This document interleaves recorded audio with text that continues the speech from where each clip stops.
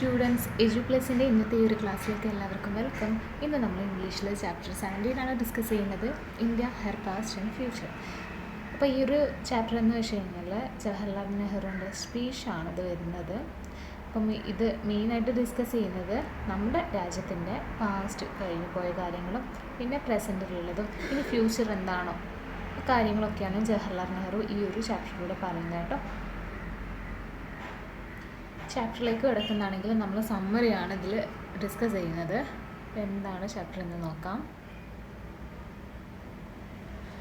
India has a brave and dynamic history with a questioning spirit and a desire for freedom.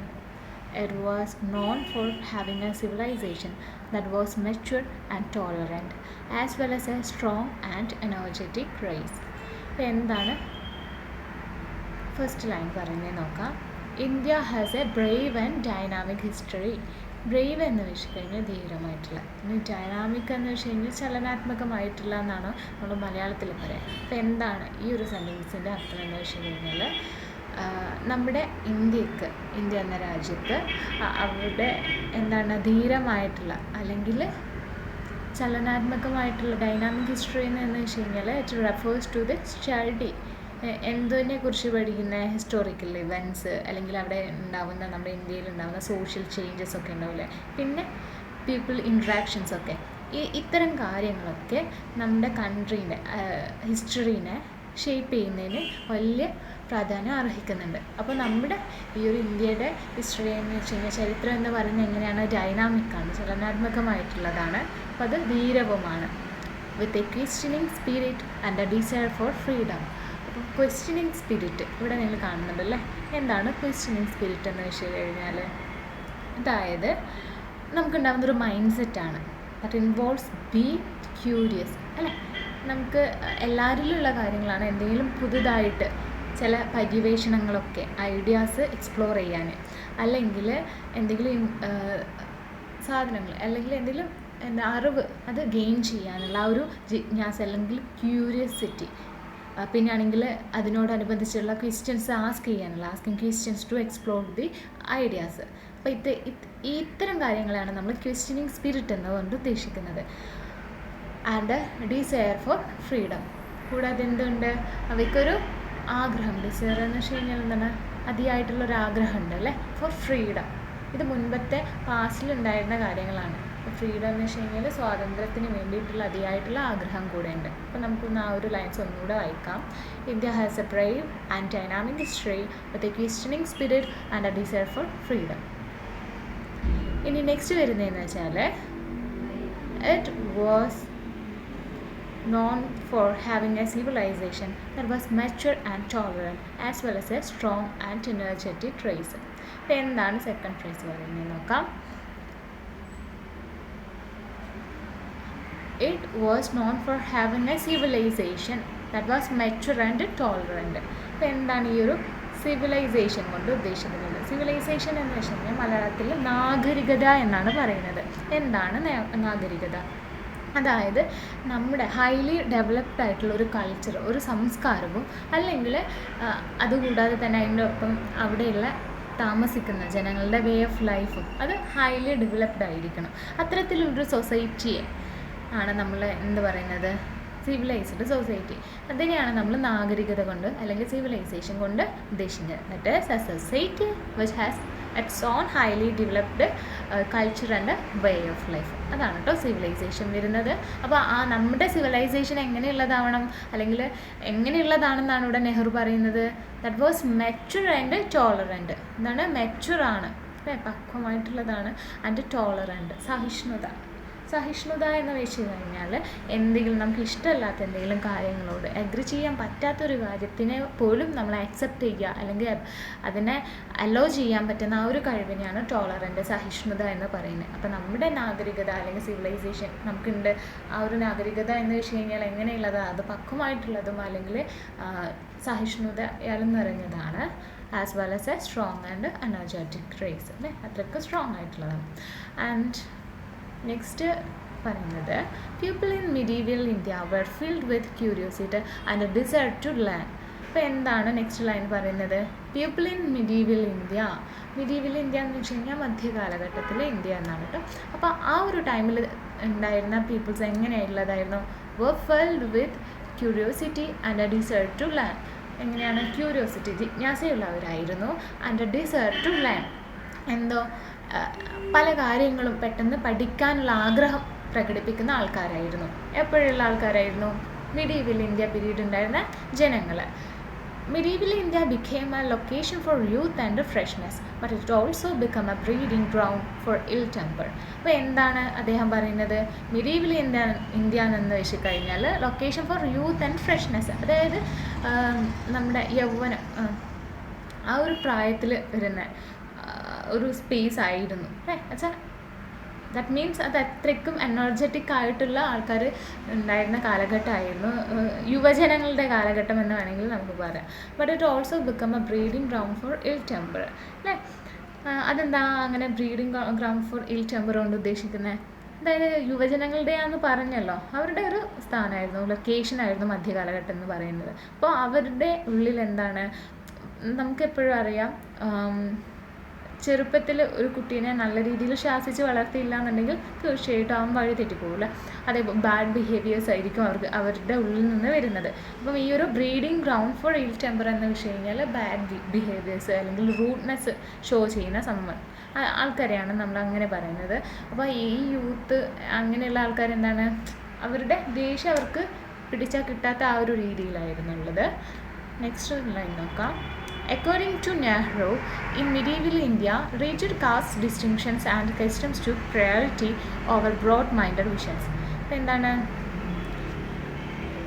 നമ്മുടെ according to നെഹ്റുവിനെ സംബന്ധിച്ചിടത്തോളം നോക്കുന്നതാണെങ്കിൽ in medieval India, മധ്യകാലഘട്ട ഇന്ത്യയിൽ rigid caste distinction and customs to priority over broad minded visions. എന്താണ് rigid caste distinction എന്ന് വെച്ച് കഴിഞ്ഞാൽ, അതായത് കർക്കശമായിട്ടുള്ളൊരു ജാതി വ്യവസ്ഥിതി വ്യത്യാസം അവിടെ ഉണ്ടായിരുന്നു ആ ഒരു കാലഘട്ടത്തിൽ, മുൻപേ ഉണ്ടായിരുന്ന പാസ്റ്റിൽ അല്ലേ? അതായത് എന്താണ്, ഒരു ഡോമിനൻ്റ് ആയിട്ടുള്ള ഏതെങ്കിലും ഒരു അപ്പർ കാസ്റ്റ് ഉണ്ടാവും ആൻഡ് ഒരു ലോവർ കാസ്റ്റ് ആയിട്ട് സമൂഹത്തിൽ ഇങ്ങനെ തരംതിരിച്ചിട്ടുണ്ടാവും. അതിൽ ആ ഒരു അപ്പർ കാസ്റ്റിന് ലോവർ കാസ്റ്റിൻ്റെ മുകളിൽ ഒരു ഡോമിനൻസ് ഉണ്ടാവും. Caste have a dominance over others അല്ലേ? അപ്പം ആ ഒരു ഹയർ കാസ്റ്റ് ലോവർ കാസ്റ്റിനെ എക്സ്പ്ലോയിറ്റ് ചെയ്യും. അങ്ങനെയാണ് ആ ഒരു റിജിഡ് കാസ്റ്റ് ഡിസ്റ്റിങ്ഷൻസ് വരുന്നത്. അപ്പോൾ ഒരു ജാതി വ്യത്യാസം ഉണ്ടായിരുന്നു. And customs to priority over broad minded vision എന്ന് വെച്ച് കഴിഞ്ഞാൽ എന്താണ്, അതായത് കസ്റ്റം എന്ന് വെച്ച് കഴിഞ്ഞാൽ ആചാരങ്ങളാണ് അല്ലേ? അപ്പോൾ ഇങ്ങനെ വലിയ ജാതിക്ക് പ്രത്യേക ആചാരങ്ങൾ, അതുകൂടാതെ ബാക്കിയുള്ളവർ അങ്ങനത്തെ കസ്റ്റംസൊക്കെ ഒരു വലിയ രീതിയിൽ എന്താ പറയുന്നത്, ടുക്ക് എ പ്രയോറിറ്റി അല്ലേ ഓവർ ബ്രോഡ് മൈൻഡഡ് വിഷന്. അതായത് വലിയൊരു വിശാല ചിന്താഗതിക്ക് മുൻഗണന നൽകിയിട്ടുണ്ടായിരുന്നു ആ ഒരു ഈ കസ്റ്റംസും കാര്യങ്ങളൊക്കെ. വലിയ ആൾക്കാർക്ക് അവരുടേതായ പൊതുവായിട്ടുള്ളൊരു രീതി, ആൻഡ് ലോ കാസ്റ്റുകൾക്ക് അതിനൊരു റിജിഡ് കാസ്റ്റ് ഡിസ്റ്റിങ്ഷൻ വന്നിട്ടുണ്ടായിരുന്നു. നെക്സ്റ്റ് നമുക്ക് നോക്കാം. India was powerfully influenced by the coming of Islam, Muslim, British inventions bringing a new type of domination. അപ്പോൾ നെക്സ്റ്റ് ലൈൻസ് എന്താ പറയുന്നത്, അതായത് India was powerfully influenced by the coming of Islam, Muslim, British inventions. അപ്പം influence ചെയ്യാന്ന് വെച്ച് കഴിഞ്ഞാൽ that is എന്താണ്, സ്വാധീനിക്കപ്പെടുക എന്നാണ് അർത്ഥം വരുന്നത്. ഇന്ത്യ കമ്മിങ് ഓഫ് ആരാലാണ് ഇന്ത്യ സ്വാധീനിക്കപ്പെട്ടിട്ടുണ്ടായിരുന്നത്? Coming of Islam. ഇസ്ലാം എന്ന് വെച്ച് കഴിഞ്ഞാൽ എന്താണ്, നോർമലി അതൊരു റിലീജിയൻ ആണ് കേട്ടോ. ഇവിടെ ഇസ്ലാമും മുസ്ലിമും നിങ്ങൾക്കൊരു കൺഫ്യൂഷൻ ഉണ്ടാവരുത്. Islam which means it's a religion, ഇതൊരു മതമാണ് വരുന്നത്. ആൻഡ് മുസ്ലിം എന്ന് വെച്ച് കഴിഞ്ഞാൽ the one who follows this religion. Islam എന്ന മതം ഫോളോ ചെയ്യുന്ന ആ ഒരു പേഴ്സണെയാണ് നമ്മൾ മുസ്ലിം എന്ന് പറയുന്നത് കേട്ടോ. അപ്പോൾ ഒന്നെങ്കിൽ ആ ഒരു മതത്തിൻ്റെ അധിനിവേശത്തോടു കൂടെ, ഇൻവാൻഷൻ എന്ന് വെച്ച് കഴിഞ്ഞാൽ അധിനിവേശം എന്നാണ് വരുന്നത്. അപ്പോൾ ആ ഒരു ഇസ്ലാം എന്ന മതത്തിൻ്റെ അധിനിവേശമോ അല്ലെങ്കിൽ മുസ്ലിം എന്ന ആൾക്കാരുടെ അധിനിവേശമോ, മോറോവർ അതുകൂടാതെ തന്നെ ബ്രിട്ടീഷ് പീപ്പിൾസ് ഉണ്ടാവില്ല, അവരുടെ ഇത്തരത്തിലുള്ള അധിനിവേശം ഒരു bringing A new type of domination, അതായത് ഇന്ത്യയിൽ ഒരു പ്രത്യേക തരത്തിലുള്ള ഡോമിനേഷൻ, ആധിപത്യം സ്ഥാപിച്ചിട്ടുണ്ടായിരുന്നു. ഡോമിനേഷൻ എന്ന് വെച്ച് കഴിഞ്ഞാൽ ആധിപത്യം കേട്ടോ. ഓക്കെ, ഇനി it changed for the worse and Europeans took advantages of Indians and their resources and we got influenced by fresh European ideals and knowledge. ഇപ്പം എന്താണ് ഈ ഒരു ഭാഗത്ത് പറയുന്നത്? It change for the worse and Europeans took advantages of Indians. അതായത് ഇങ്ങനൊരു ആധിപത്യം വന്നു, ഇസ്ലാം വന്നു, ബ്രിട്ടീഷ് വന്നു.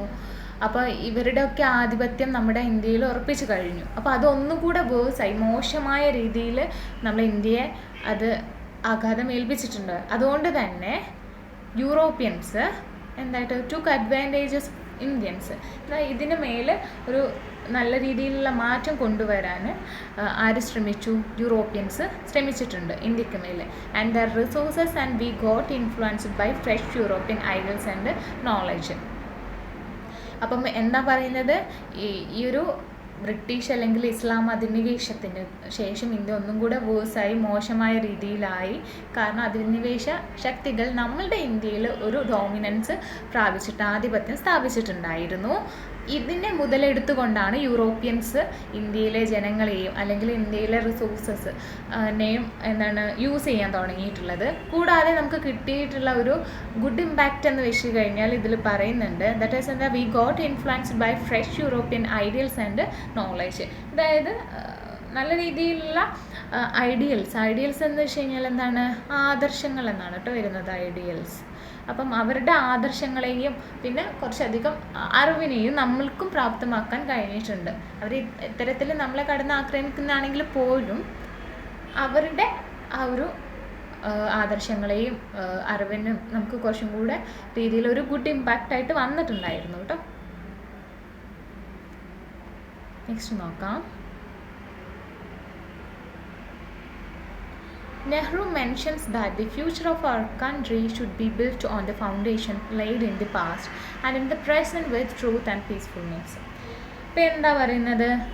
നെഹ്റു മെൻഷൻ ചെയ്യാന്ന് വെച്ച് കഴിഞ്ഞാൽ പരാമർശിച്ചിട്ടുണ്ടായിരുന്നു that the future of our country should be built on the foundation laid in the past. അതായത് നമ്മുടെ ഇന്നത്തെ ആ ഒരു നെഹ്റു പറയുന്ന ആ ഒരു ടൈമിലാണ് കേട്ടോ.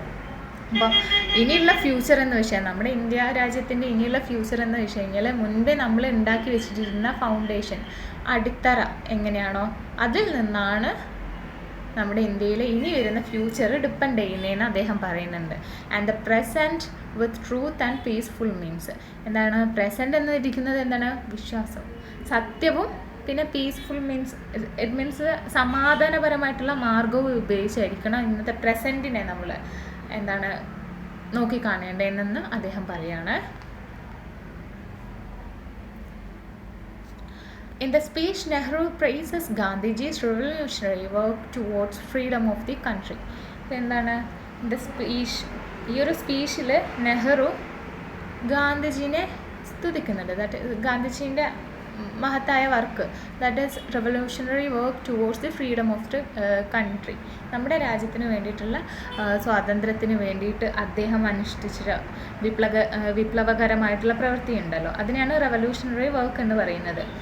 അപ്പം അതൊക്കെ നല്ല രീതിയിൽ ഗുഡ് ഇമ്പ്രൂവ്മെൻറ്റ് നമ്മുടെ രാജ്യത്തിന് ഉണ്ടാക്കി തന്നിട്ടെന്ന് നെഹ്റു പറയാണ്. One should not be concerned with petty caste and religious difference, but rather adopt the finest framework for the country's prosperity and advancement. അപ്പം ആ ഒരു ലൈൻസിൽ എന്താ പറയുന്നത്? അതായത് ജാതി മത വ്യത്യാസമില്ലാതെ എല്ലാവരും ഒരു കുടക്കീഴിലാണ് എന്താണ് ഇതിൻ്റെ ആദർശം ഗാന്ധിജി വിളിച്ചു ഓതുന്നത്. But rather adopt the finest framework for the country's prosperity and advances. അപ്പോൾ മറിച്ച് രാജ്യത്തിൻ്റെ സമൃദ്ധിക്കും പുരോഗതിക്കും ഏറ്റവും മികച്ച ഒരു ചട്ടക്കൂട് സ്ഥിരീകരിക്കുക ചെയ്യുന്നതും അദ്ദേഹം ഇതിലൂടെ നോക്കിക്കാണുന്നുണ്ട്. നെക്സ്റ്റ് നോക്കാം.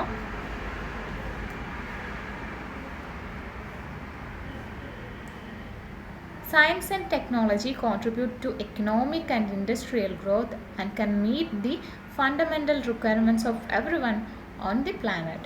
അപ്പോൾ എന്താ ഇത് പറയുന്നത്? ഈ ഒരു ലൈൻസ് പറയുന്നത് അതായത് നമ്മുടെ സയൻസും ടെക്നോളജിയും കോൺട്രിബ്യൂട്ട് ചെയ്ത് സംഭാവന ചെയ്യുന്നുണ്ട് എന്തിനു വേണ്ടിയിട്ട്? നമ്മുടെ ഫിനാൻഷ്യലായിട്ടുള്ള എക്കണോമിക്കൽ അല്ലെങ്കിൽ വ്യാവസായിക രംഗത്തെ വളർച്ച അല്ലേ? ഫിനാൻഷ്യൽ വളർച്ചയോ അല്ലെങ്കിൽ വ്യാവസായികമായിട്ട് നമ്മൾ വളരുകയാണെങ്കിൽ നമ്മുടെ അടിസ്ഥാനപരമായിട്ടുള്ള എല്ലാവരുടെയും ആവശ്യങ്ങൾ നിറവേറ്റാൻ ഇതിന് സാധിക്കുമെന്ന് ഇവിടെ നെഹ്റു പറയുകയാണ് ചെയ്യുന്നത്. And India now is A highly mixed image of hope and pain with significant progress, rising togetherness and several unsettling tendencies. അപ്പോൾ എന്താണ് ഇപ്പം നമ്മുടെ ഇന്ത്യ എന്ന് വെച്ച് കഴിഞ്ഞാൽ അദ്ദേഹം എങ്ങനെയാണ് പറയുന്നത്? That is as a highly mixed image of hope and pain. Hope എന്ന് വെച്ച് കഴിഞ്ഞാൽ പ്രതീക്ഷ എന്നാണ് അർത്ഥം വരുന്നത്. പെയിൻ എന്ന് വെച്ച് കഴിഞ്ഞാൽ എന്താണ്? വേദന അല്ലേ. ആൻഡ് വിത്ത് സിഗ്നിഫിക്കൻറ്റ് പ്രോഗ്രസ്, കാര്യമായിട്ടുള്ളൊരു പുരോഗതിയോടെയുള്ള ഒരു പുരോഗതി നമ്മളിൽ വന്നു ചേർന്നുണ്ട്, അതായത് ഇന്ത്യയിൽ വന്നു ചേർന്നിട്ടുണ്ടായിരുന്നു.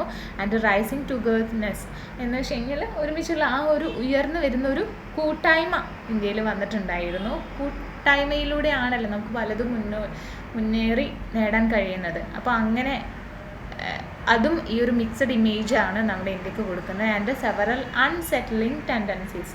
അൺസെറ്റിലിംഗ് ടെൻഡൻസി എന്ന് വെച്ച് കഴിഞ്ഞാൽ ചില തരത്തിൽ എപ്പോഴും നമുക്ക് എന്താണ് നല്ല രീതിയിലുള്ള കാര്യങ്ങളെല്ലാം നടത്തിക്കില്ല, സമൂഹത്തിൽ അൺസെറ്റിലിംഗ് ആയിട്ടുള്ള അങ്ങനെ അസ്വസ്ഥകരമായിട്ടുള്ള പ്രവണതകളും ഉണ്ടാവാറുണ്ട് അല്ലേ. ഇതിനാണ് അൺസെറ്റിലിംഗ് ടെൻഡൻസീസ്. അപ്പോൾ ഇതൊക്കെ നിറഞ്ഞതാണ് ഇപ്പോൾ നമ്മുടെ ഇന്ത്യ എന്ന് വെച്ച് കഴിഞ്ഞാൽ.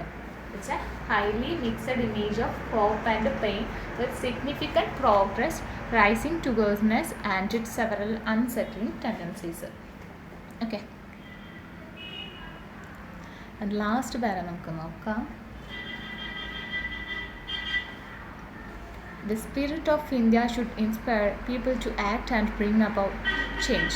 Nehru expects that India's material progress would increase living conditions for its huge populations. ഇപ്പം എന്താ പറയുന്നത്? ഫസ്റ്റ് ആ ഒരു ലൈൻസിൽ the spirit of India should inspire people to act and bring about change. അതായത് നമ്മുടെ ഇന്ത്യ എന്ന് പറയുന്ന ഒരു ദാറ്റ് ഈസ് ഇന്ത്യ എന്ന് പറയുമ്പോൾ നമ്മൾ ഇതിലോ ഒരു മലയാള കവി പറഞ്ഞിട്ടുണ്ട്, ഇന്ത്യ എന്ന് ഭാരതം എന്ന് കേട്ട് കഴിഞ്ഞാൽ അങ്ങനെ എന്തോ എന്ന് ചെറുതായിട്ട് എനിക്ക് ഓർമ്മ വരുന്നുണ്ട്, അഭിമാനപൂരിതമാകണം എന്ന അന്തരംഗം അങ്ങനെ. അപ്പം ആ ഒരു കേസിൽ നമ്മുടെ ഇന്ത്യയെക്കുറിച്ച് ഓർക്കുമ്പോഴേ നമ്മൾ ബോധവാന്മാരാവണം. അത് നമ്മളിൽ ഒരു ഇൻസ്പിറേഷനെ ഉണ്ടാക്കിയെടുക്കേണ്ടത് ആവശ്യമാണ്. ആ ഒരു ഇൻസ്പിറേഷൻ കാരണം നമ്മൾ എന്ത് ചെയ്യുന്നു? ഇറ്റ്സ് ബ്രിങ് അബൌട്ട് ചേഞ്ച് അല്ലേ, അതൊരു മാറ്റത്തിന് തുടക്കം കുറിക്കുമെന്നാണ് അദ്ദേഹം പറയുന്നത്. And Nehru expects that India's material progress would increase living conditions for its huge populations. എന്തായാലും ഇന്ത്യയിൽ ഇപ്പോൾ ഉള്ളത് എന്താണ്? നിലവിൽ ഹ്യൂജ് പോപ്പുലേഷൻസ് ആണല്ലേ, നല്ല ഭയങ്കരമായ പോപ്പുലേഷൻ ഉണ്ട്. അപ്പം ആ ഒരു പോപ്പുലേഷനെ മറികടക്കാൻ വേണ്ടിയിട്ട് ഇന്ത്യയുടെ ഭൗതികമായിട്ടുള്ള അല്ലെങ്കിൽ മെറ്റീരിയൽ പ്രോഗ്രസ്, അതായത് ഭൗതിക പുരോഗതി എന്ന് പറയുന്നത് അത് എന്തായിരിക്കും? ലിവിങ് കണ്ടീഷന്, അവരുടെ ഈ ഒരു ഇന്ത്യയിലെ ജനങ്ങളിലെ ലിവിങ് കണ്ടീഷന് ഉയർത്താൻ, ജീവിത സാഹചര്യം ഉയർത്താൻ സഹായിക്കുമെന്ന് നെഹ്റു എക്സ്പെക്ട് ചെയ്യുന്നുണ്ട്. And he wants citizens to reduce religious or caste-related problems and to create a classless and casteless society in which every individual is given equal chance to thrive based on his or her merit and skill. Okay. അപ്പോൾ എന്താണ് ഈ ഒരു അവസാന ലൈൻസിൽ അദ്ദേഹം പറഞ്ഞിരിക്കുന്നത്? That is നമ്മുടെ ഈ ഒരു നെഹ്റുവിന് വേണ്ടിയിട്ടുള്ള ആവശ്യമായിട്ടുള്ളൊരു കാര്യം എന്ന് വെച്ച് കഴിഞ്ഞാൽ കാസ്റ്റ് റിലേറ്റഡ് ആയിട്ടുള്ള അല്ലെങ്കിൽ വർഗം, ജാതി, മതവ്യത്യാസമില്ലാതെ സൊസൈറ്റിയിലെ എല്ലാവരും ഈക്വൽ ആൻഡ് എല്ലാ കാര്യങ്ങളും ഈക്വൽ ഓപ്പർച്യൂണിറ്റി ഉണ്ടായിരിക്കണം, ക്ലാസ് ഡിവിഷൻ പറ്റത്തില്ല, കാസ്റ്റ് ബേസ്ഡ് ആയിട്ടുള്ള കാര്യങ്ങളൊന്നും ഉണ്ടാവരുത്, അങ്ങനെയുള്ളൊരു സൊസൈറ്റി ഉണ്ടായി എടുക്കണം എന്നാണ് അദ്ദേഹത്തിൻ്റെ ആവശ്യമായിട്ട് അദ്ദേഹം പറയുന്നത്. That is, society in which every individual is given equal chance to thrive based on his or merit and skill. അതായത് ഓരോ ഇൻഡിവിജ്വലിനും ഓരോ തരത്തിലുള്ള കഴിവുകളായിരിക്കും, സ്കിൽസ് ആയിരിക്കും ഉണ്ടാവുന്നത്. അപ്പം അതിനെ ബേസ് ചെയ്തുകൊണ്ടേ ആയിരിക്കണം അവർക്ക് നൽകുന്ന ആ ഒരു സൊസൈറ്റിയിൽ അവർക്ക് നൽകുന്ന പരിഗണനയും കാര്യങ്ങളും. അല്ലാതെ കാസ്റ്റിൻ്റെ ബേസിൽ അല്ലെങ്കിൽ അവരുടെ റിലീജിയൻ എന്താണ് അല്ലെങ്കിൽ അവരുടെ ജാതി എന്താണെന്ന് നോക്കിയിട്ടായിരിക്കരുത്, അവരുടെ പെർഫോമൻസിനനുസരിച്ചിട്ടായിരിക്കണം അവരെ ഓരോ കാര്യങ്ങളിലും അസൈൻ ചെയ്യാനെന്ന് ആണ് ഇവിടെ ഈ ഒരു സ്പീച്ചിലൂടെ അദ്ദേഹം ഉദ്ദേശിക്കുന്നത്. അപ്പോൾ ഇത്രയേ ഉള്ളൂ നമ്മുടെ ഇന്നത്തെ ഈ ഒരു ചാപ്റ്ററിൻ്റെ സമ്മറി എന്ന് പറയുന്നത്. അപ്പോൾ ഇതിലെന്താണ് ഈ ഒരു ചാപ്റ്ററിൽ നമ്മുടെ നെഹ്റു പറഞ്ഞു വെക്കുന്നതെന്ന് വെച്ച് കഴിഞ്ഞാൽ ഒന്നുകൂടെ ഞാൻ പറഞ്ഞുതരാം. അദ്ദേഹം പാസ്റ്റിനെ കുറിച്ച് പറയുന്നുണ്ട്, ഇന്ത്യയുടെ പാസ്റ്റിനെ കുറിച്ച്. പിന്നെ it's says about the India's present, അല്ലെ പ്രസൻറ്റ് എങ്ങനെയാണെന്നുള്ളതിനെ കുറിച്ച് പറയുന്നുണ്ട്. And also it's says about the future. അപ്പോൾ പാസ്റ്റിൽ എന്താണ് ഒരു ക്രിസ്ത്യൻ സ്പിരിറ്റൊക്കെ ഉണ്ടായിരുന്നു, അല്ലേ? ഒരു സഹിഷ്ണുത അനുഭവിക്കുന്ന ഒരു നാഗരികതയൊക്കെ ആയിരുന്നു നമ്മുടെ പാസ്റ്റ് എന്ന് വെച്ച് കഴിഞ്ഞാൽ. പിന്നെ കൂടാതെ പാസ്റ്റിൽ എന്തൊക്കെ ഉണ്ടായിരുന്നു, ആ ഒരു ഇൻഫ്ലുവൻസ് വന്നിട്ടുണ്ടായിരുന്നു. ഇസ്ലാം അല്ലെങ്കിൽ മുസ്ലിം ഇൻവാൻഷൻസ് അല്ലെങ്കിൽ വെസ്റ്റേൺ കോളനൈസേഷൻ വന്നിട്ടുണ്ട്. ഇതൊക്കെയാണ് പാസ്റ്റിൽ, ഇന്ത്യയുടെ പാസ്റ്റ് എന്ന് അദ്ദേഹം പറഞ്ഞേക്കുന്നത്. ഇനിയിപ്പോൾ പ്രസൻറ്റ് അദ്ദേഹം പറയാമെന്നുണ്ടെങ്കിൽ എന്താണ് വെച്ചാൽ ഒരു ഫ്യൂച്ചർ കെട്ടിപ്പടുക്കാൻ വേണ്ടിയിട്ടുള്ളൊരു ബർഡൻ, ഒരു അതിര് അവിടെ പണിത് തീർത്തിരിക്കുന്ന പോലെയാണ് അദ്ദേഹത്തിന് തോന്നുന്നത്. കാരണം നമ്മുടെ ഇന്ത്യയിലുള്ള ആളുകൾ തന്നെ ഒരു നല്ലൊരു നാളെ പുതിയൊരു ഇന്ത്യക്ക് വേണ്ടിയിട്ട് ഡെഡിക്കേറ്റഡ് ആയിട്ട് വർക്ക് ചെയ്യുന്നില്ല എന്നാണ് അദ്ദേഹം പറയുന്നത്. അതിൽ കൂടുതലായിട്ട് കുറേ കോൺഫ്ലിക്ട്സ് വരുന്നുണ്ട് in the name of religion, caste, language or provinces. Okay, അപ്പോൾ ഇനിയിപ്പം നെക്സ്റ്റ് വരുന്നത് അദ്ദേഹം പറയുന്ന ഫ്യൂച്ചർ എന്ന് വെച്ച് കഴിഞ്ഞാൽ നെഹ്റു ഫ്യൂച്ചറിനെ കുറിച്ച് പറയുന്നതാണെങ്കിൽ എന്താ പറയുന്നത്, നമ്മുടെ ഫൗണ്ടേഷനിൽ ആയിരിക്കണം, നമ്മുടെ പാസ്റ്റിൽ ഉണ്ടായിരുന്ന ഫൗണ്ടേഷൻ ആയിരിക്കണം, അല്ലെങ്കിൽ അതിൻ്റെ അടിത്തറയിൽ നിന്ന് വേണം നമുക്കൊരു പുതിയ ഇന്ത്യയെ തുടങ്ങാൻ എന്നാണ് അദ്ദേഹം പറഞ്ഞിരിക്കുന്നത്. ഇതാണ് അദ്ദേഹത്തിൻ്റെ ഫ്യൂച്ചർ അബൌട്ട് ഇന്ത്യ. ആൻഡ് കൂടാതെ India should grow and become self sufficient, അല്ലേ? സെൽഫ് സഫിഷ്യൻ്റ് ആയിരിക്കണം, നമ്മൾ മറ്റുള്ളവരെ ആശ്രയിക്കാതെ സെൽഫ് സഫിഷ്യൻ്റ് ആയിരിക്കണം. എല്ലാ കാര്യങ്ങളും നമുക്ക് നമ്മുടെ രാജ്യത്ത് തന്നെ കാപ്പബിൾ ആയിരിക്കണം എന്നാണ് അദ്ദേഹത്തിൻ്റെ ഫ്യൂച്ചറായിട്ടുള്ള ഒരു ഫ്യൂച്ചർ ഇന്ത്യനെ കുറിച്ചിട്ടുള്ള ഒരു തിങ്ക് എന്ന് പറയുന്നത്. അപ്പോൾ ഇത്രയും കാര്യങ്ങളാണ് ഇന്നത്തെ ഈ ഒരു ചാപ്റ്റർ എന്ന് പറയുന്നത്. ഈ ഒരു വേർഡ്സ് ആൻഡ് മീനിങ്സ് വരുന്നത് നിങ്ങളുടെ ടെക്സ്റ്റ് ബുക്കിലുള്ളതാണ്. ഇതിൽ കുറച്ച് ക്വസ്റ്റ്യൻസ് ആൻഡ് ആൻസേഴ്സ് ആണ്. ഇപ്പം എക്സാം പോയിന്റ് ഓഫ് വ്യൂവിൽ ചോദിക്കാവുന്ന ഇത് ഇൻഡിവിജ്വൽ റെസ്പോൺസ് ആയിട്ട് തന്നെ നിങ്ങൾക്ക് എഴുതാൻ പറ്റുന്നതാണ്. ഓക്കെ, അപ്പോൾ ഇതിൽ ചോദിച്ചിട്ടുണ്ടായിരുന്നത് what aspects of ancient India fill Nehru with pride and wonder. അപ്പം ആൻഷ്യൻ്റ് ഇന്ത്യ എന്ന് വെച്ച് കഴിഞ്ഞാൽ പുരാതന ഇന്ത്യ അല്ലേ. അപ്പം ആ ഒരു ഇന്ത്യയുടെ ഏതെല്ലാം വശങ്ങൾ ആസ്പെക്ട്സ് ആണ് നെഹ്റുവിൻ്റെ ഉള്ളിൽ അത്ഭുതവും അഭിമാനവും നിറയ്ക്കുന്നതെന്നാണ് ഫസ്റ്റ് ക്വസ്റ്റ്യൻ ചോദിക്കുന്നത്. ഏതായിരുന്നു? അതായത് സിവിലൈസേഷൻ, നാഗരികതയെ കുറിച്ചിട്ടൊക്കെ പറഞ്ഞിട്ടുണ്ടായിരുന്നു, അല്ലേ? അല്ലെങ്കിൽ നമ്മുടെ ഈ ഒരു ഇന്ത്യയുടെ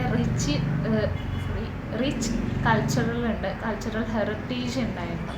അപ്പോൾ അതും പിന്നെ ആണെങ്കിൽ നമ്മുടെ ഫിലോസഫിക്കലായിട്ടുള്ള വിസ്ഡം കാര്യങ്ങളൊക്കെയാണ് നമ്മുടെ ഈ ഒരു ഇന്ത്യയിൽ അദ്ദേഹം അഭിമാനം കൊള്ളുന്നതായിട്ട് വരുന്നത്. ആൻഡ് സെക്കൻഡ് ക്വസ്റ്റ്യൻ എന്ന് വെച്ച് കഴിഞ്ഞാൽ what are the harmful consequences of Western invention on our country? Did it also have a good impact? If so, what is? Okay, അപ്പോൾ അതിൻ്റെ ആൻസർ എന്താ വരുന്നത്? ക്വസ്റ്റ്യൻ ഒന്നും കൂടെ ഞാൻ പറഞ്ഞുതരാം. What are the harmful consequence of western invention? പാശ്ചാത്യ അധിനിവേശം, അതാണ് വെസ്റ്റേൺ ഇൻവെൻഷൻ കൊണ്ട് ഉദ്ദേശിക്കുന്നത്.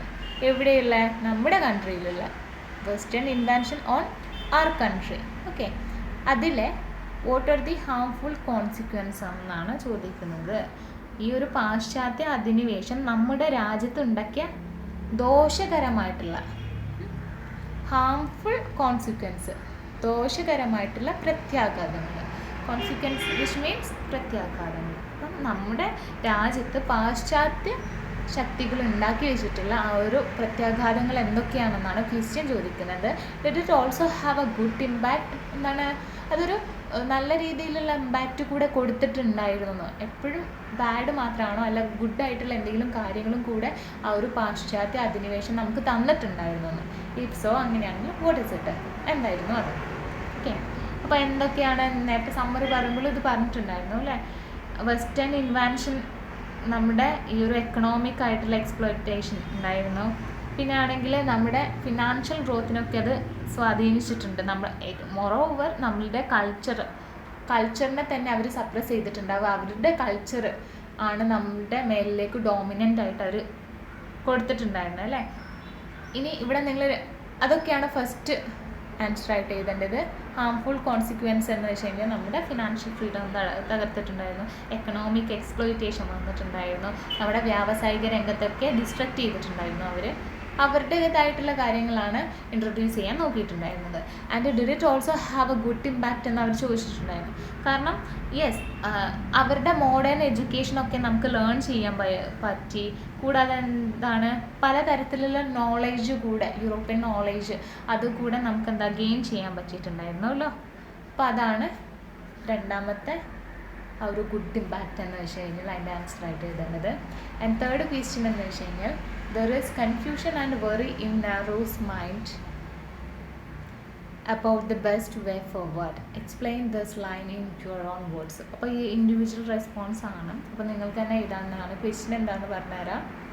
അതായത് നെഹ്റുവിനെ സംബന്ധിച്ചിടത്തോളം ഒരു ആശങ്കയോ ആശയക്കുഴപ്പവും ഉണ്ടായിട്ടുണ്ടായിരുന്നു അല്ലേ.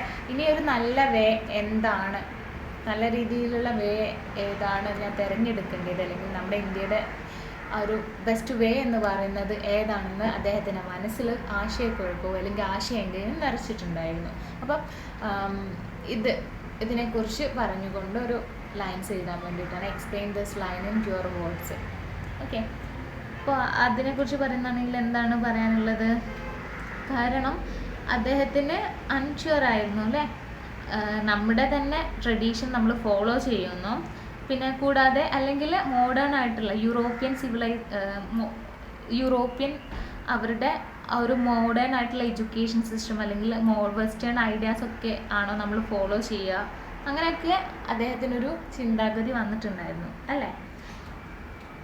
അതുകൊണ്ടാണ് അദ്ദേഹത്തിന് ഇത്രയേറെ കൺഫ്യൂഷനും വെറിയും വന്നിട്ടുണ്ടായിരുന്നത്. രണ്ട് പേരുടെയും കൂടെ കൊളൈഡ് ചെയ്യുമ്പോൾ ആ ഒരു ബാലൻസിങ് മിസ്റ്റേക്ക് വരുമോ, അല്ലെങ്കിൽ നമ്മുടെ കൾച്ചറിനെ ബാലൻസ് ചെയ്യാൻ നമുക്ക് പറ്റത്തുണ്ടാവുമോ, അതിൻ്റെ ഒരു നല്ലൊരു പുരോഗതിക്ക് വേണ്ടിയിട്ട് ഈ ഒരു മോഡേൺ കൾച്ചർ ഇമ്പാക്റ്റ് ചെയ്യുമോ എന്ന് അദ്ദേഹത്തിനൊരു കൺഫ്യൂഷൻ ഉണ്ടായിരുന്നു. അപ്പോൾ അതാണ് മൂന്നാമത്തെ ക്വസ്റ്റ്യൻ്റെ ആൻസറായിട്ട് എഴുതേണ്ടത്. ഇതിൻ്റെയൊക്കെ ആൻസേഴ്സ് ഞാൻ താഴെ കൊടുത്തിട്ടുണ്ട് കേട്ടോ, നിങ്ങൾ അതും കൂടെ ജസ്റ്റ് ഒന്ന് നോട്ട് ചെയ്തിട്ട് വേണം മനസ്സിലാക്കി പഠിക്കാൻ വേണ്ടിയിട്ട്. എൻ്റെ ലാസ്റ്റ് വരുന്നത് describe Nehru's vision of future India. Future ഇന്ത്യയെ കുറിച്ചിട്ട് നെഹ്റുവിൻ്റെ വിഷൻ എന്തായിരുന്നു, കാഴ്ചപ്പാട് എന്തായിരുന്നു എന്നാണ്. എന്താണ് ഈ ഒരു സമ്മറിൻ്റെ അവസാന ഭാഗങ്ങളിൽ തന്നെ പറഞ്ഞിട്ടുണ്ടായിരുന്നു അല്ലേ. ഫ്യൂച്ചർ ഇന്ത്യ എന്ന് പറയുന്നത് അത് കാസ്റ്റ്ലെസ് ആൻഡ് ക്ലാസ്ലെസ് അല്ലേ, വർഗ ജാതി വ്യത്യാസങ്ങളില്ലാതെ എല്ലാവരും ഈക്വൽ ഓപ്പർച്യൂണിറ്റിയോട് കൂടെ തന്നെ എല്ലാവരിലും ഈക്വലായിട്ട് എല്ലാ കാര്യങ്ങളും ഉണ്ടാവണം എന്നാണ് അദ്ദേഹം ആഗ്രഹിക്കുന്നത്. കൂടാതെ ഇതേപോലെ തന്നെ കമ്മ്യൂണൽ ഡിവിഷൻസ് ഒട്ടും തന്നെ പാടില്ല.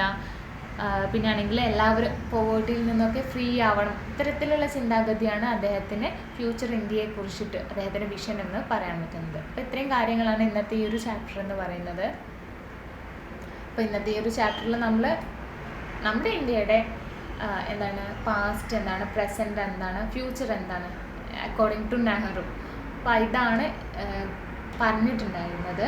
അപ്പോൾ ഇന്നത്തെ ക്ലാസ് ഇവിടെ അവസാനിപ്പിക്കുകയാണ്. Thank you.